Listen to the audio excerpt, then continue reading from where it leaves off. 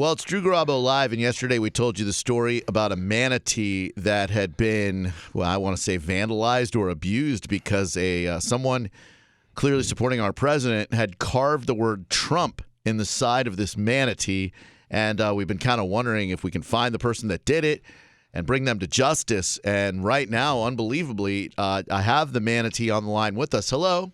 Hello. I don't know how to tell you this, but you got some of your facts wrong, fake news boy. My name is Gary, and I'm a Humagatee. I identify as a Humagatee. A Humagatee, not a manatee. Absolutely. You got a problem with that? No. I know you like perpetuating lies. No, I don't lie. I just give my opinions on the daily events and give the news as I see it. So then you're telling me that you were not actually abused by a MAGA-leaning voter, Mr. Humagatee? No. Who told you that? Was it CNN? Was it CNN, funny boy? I actually, 4 years ago, you want to hear the story? I or do. You just want to just... No, okay. I'd like to So hear. 4 years ago, when this beautiful president was elected, I was in Apalachicola, right on the bay there, and I found a beautiful piece of driftwood, and I slowly started etching the letters T-R-U-M-P into my back because I love this country and I love our president. And if that's a problem, then...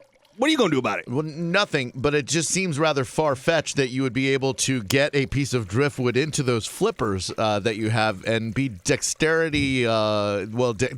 enough to kind of carve that in your own hide. Well, you think it's funny. You think that's crazy, but you don't think the Democrats stole the election. So let me get that right. A manatee can't carve something he loves in his back, and the Democrats can't steal the election. Okay, I see where you're coming from today. Wow, you seem remarkably well-informed in what's happening in the news and with your crazy agenda there. Yeah, well, call it agenda or call it the truth, whatever you want. All I know is that I will hold the line. I've been ready to defend our president and defend this country. And it's just a damn shame that the FWC and the rest of these liberal pussies are trying to put something on me that isn't true.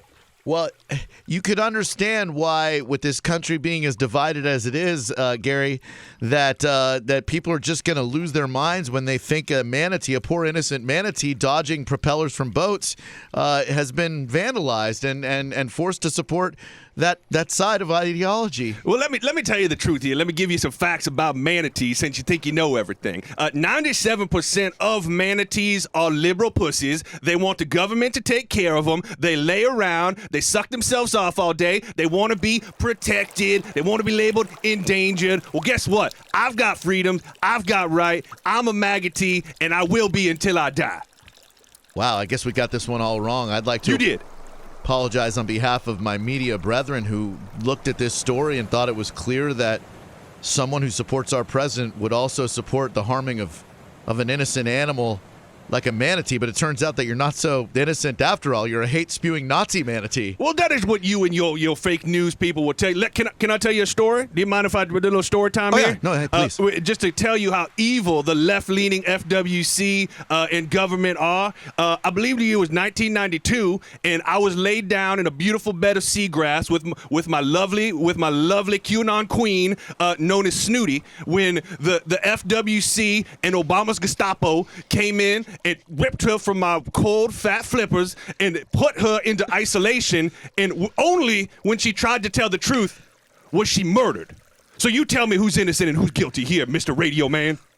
Really opening my eyes and my mind to a world that I didn't even know existed. Can I ask you where you line yourself with the Second Amendment when it comes to your kind? Do you think that you manatees have the right to bear arms, or do bears have the right to arm manatees? Oh, you're funny. You think you're funny. I yeah. thought it was clever. Well, you know what? I fight my own fights down here, I'll tell you that. We got a little different code of ethics down here in the water than you prescribe to up there. So although I cannot press the trigger of a gun, if I could, I would.